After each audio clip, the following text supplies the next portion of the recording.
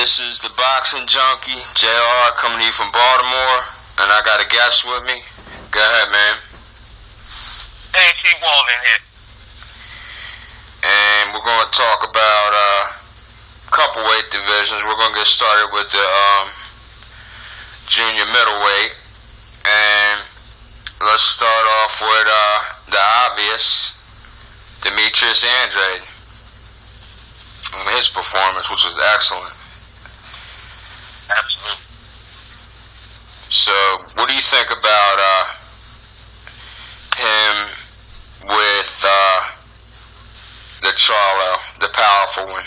Which one? I think that's Jamal. Yeah, that's Jamal.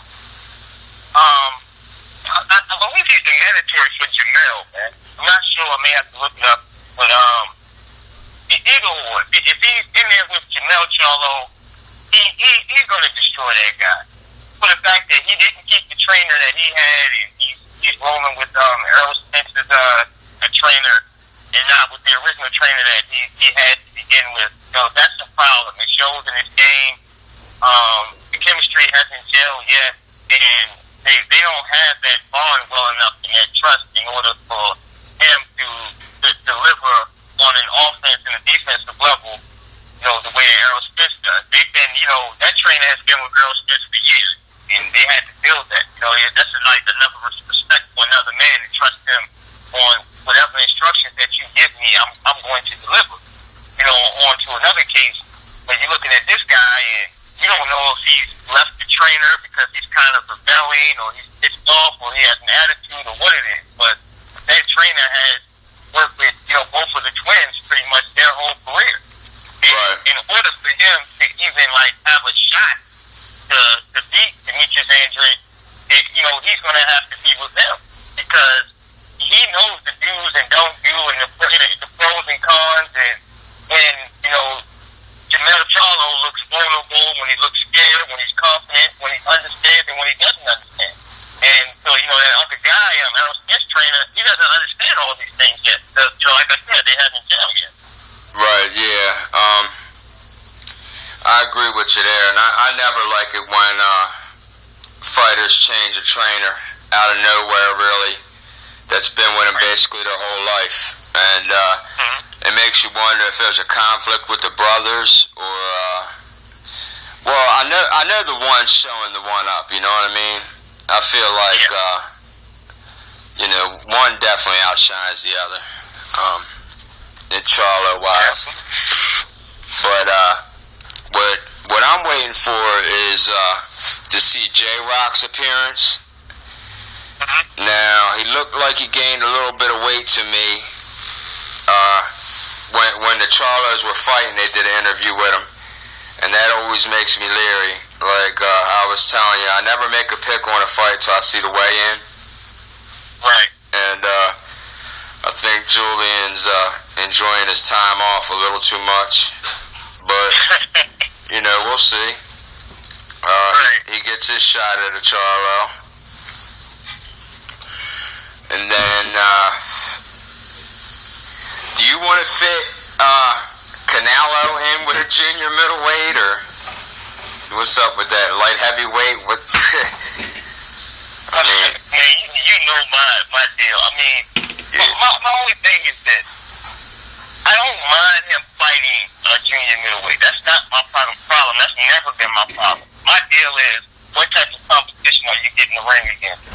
Now, I worked with my buddy Reese the Watcher, and he actually did tell me that Liam Smith is, a decent pick as far as a fight, and that maybe cherry picking gone wrong. But, I still kind of have a feeling of, you have to pick the obvious guys out here that's going to be a challenge. The obvious guys is, a rematch with Ernest Bailey Laura, or possibly Demetrius Andrade. If he came back and had a good performance, you should get in the ring with that guy. With the list of the guys that they had him possibly fighting, man, it's no good. Well, just get in there and fight Golovkin. You have one loss, and people look at it, from a perspective of, okay, you lost to Mayweather, so you really don't have a loss. So this is why you're a star and everything else. But, you're as big as a a loser by coming out here and giving the fans garbage fight. You know, as much as anything else. Just by not giving us the right fight, man. You're just as much of a loser as if you were to fight a bum that we don't care about and try to get recognition for that. I mean, he's got a yellow stripe down his back right now just for not giving the fans the Golovkin fight. So if you're gonna fight, you're gonna wait, fight the best one. Fight the best one you could. And the Liam Smith thing, I mean, he's alright. And I see what Canelo's doing here. He's the WBO champion, so he's out title hunting. And he don't want nothing to do with any tough competition. He likes blowing up welterweights and all that shit. We all know he's going to come in as a light heavyweight, basically. So I'm tired with his shit. I try to get... I don't know too many Mexicans, but I want to know their opinion on this whole Canelo shit. I don't believe they back him at all. But so let's skip on over that coward. I mean, I haven't seen a lot. I've seen a couple like folks in comment sections, but not a whole lot, man. They really don't. You know, this is dishonorable to their culture because you know the Mexican fans are a large population of boxing fans as a whole. Yes. They really support their people. Yeah. And you know what he did was very cowardly. Not only to do that, but to call Triple G in the ring and say, from Mexico, us Mexicans don't fuck around and that and third. You know, that's a big deal to me. Yeah, it is. It is. Right.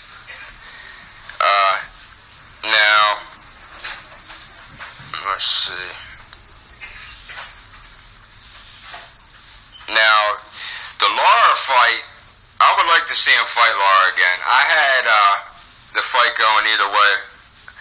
I think I scored it a draw, but I kind of didn't agree with my scorecard. I think I had Lara winning, as a matter of fact, with Canelo. But back to the little tournament they got going. What I would like to see is Julian Williams and Andre.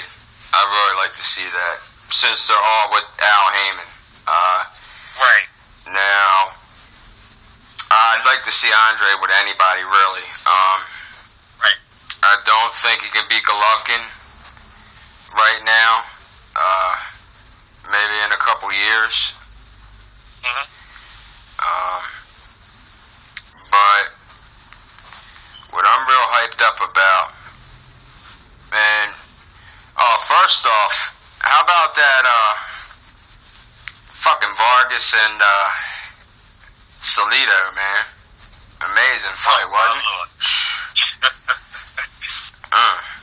Fucking attempted murder there. That fight was like, that was like some shit behind the bar there, man, on a Saturday night. Yeah.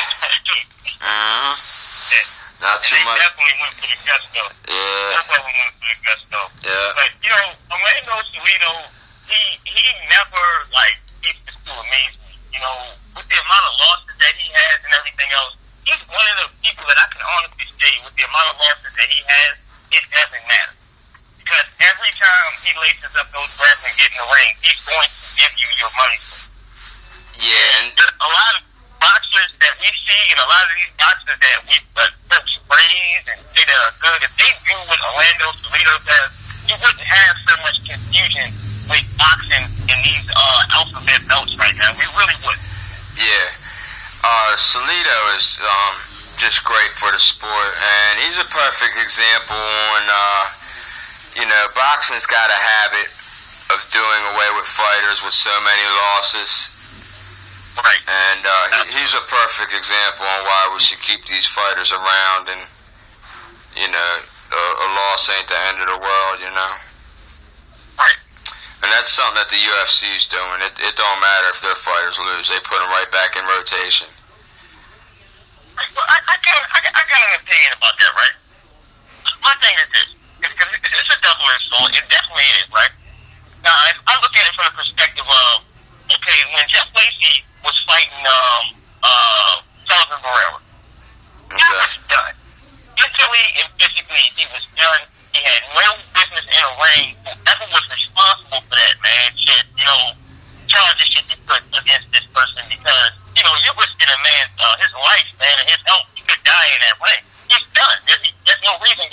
to win. Yeah. You're talking about a guy like Orlando Salido, naturally and physically, he's built to be a warrior. When you looked at him on Saturday night, he's sitting in the crowd and he has his suit on. You can barely tell that he got into a fight. Unbelievable, wasn't it?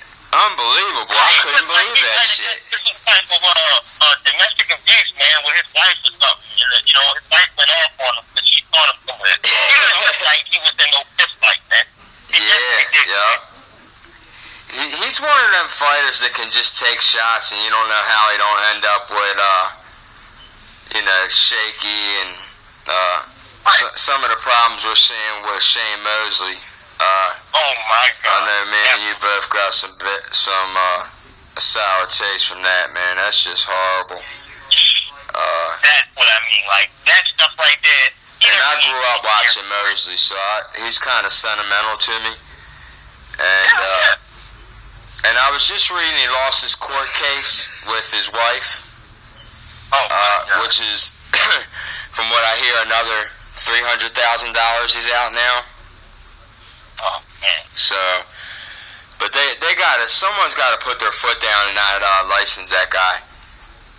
Right.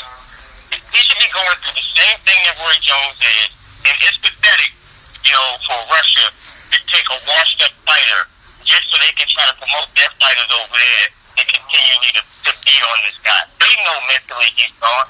And to give him citizenship and a pat on the back like, hey, you got Roy Jones, that's enough for him, man. He's going to end up dead on somebody's campus, man. God forbid. I hope it doesn't happen. But if he does not stop and put the gloves down, he's going to end up done with it. Now, over here in America, with Shane, they're going to stop him. They're going to stop him pretty soon. He may not get licensed for his next fight if he tries because they know he's done. He's taking too many shots to the head. And you can look at Shane Mosley and the way he moves in the ring and tell that mentally he's not there. Yeah. And the last fight, I didn't like his body language going into it. If you watch, which I didn't even watch the full fight. I saw about 4 rounds or something like that. And that's all I needed to see.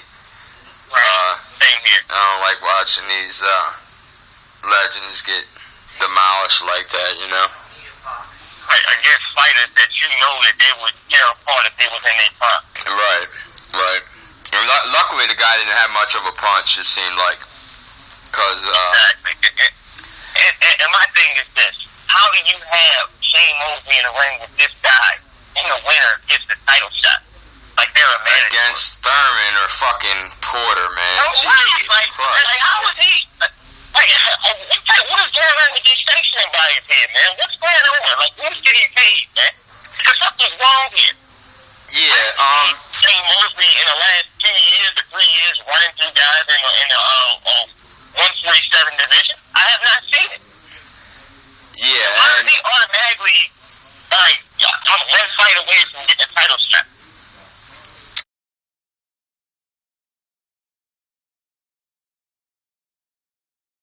Are you, when you get a title and you get up there as far as within your statue and rank and everything else, are you going to be like these other guys, ducking and cherry picking? He says, no, I'm a prize fighter, not a prize fighter. Now you look at him now, he's in front of the camera, and he's talking about, Errol Spence Jr. has to wait a year, and after a year, I'll fight. Like, what is this? What is this guy? What is this? These dads need to shut the hell up in boxing, for one. Right. And, what's the damn guy named, the leftist trainer? Abel Sanchez, Freddie Roach, all these guys, man. Yeah. Because before then, you heard trainers kind of talking shit, but you only heard them talking shit in the corner, possibly after the fight, and they were mainly speaking about their fight and maybe the next upcoming fight that they had coming up. You didn't hear them talking about all these other fighters and fighters that they had nothing to do with. Now it's so much redundant stuff. You hear these trainers talking out of turn, man. When their only job is to prepare the fighter. That's it. Yeah, they're being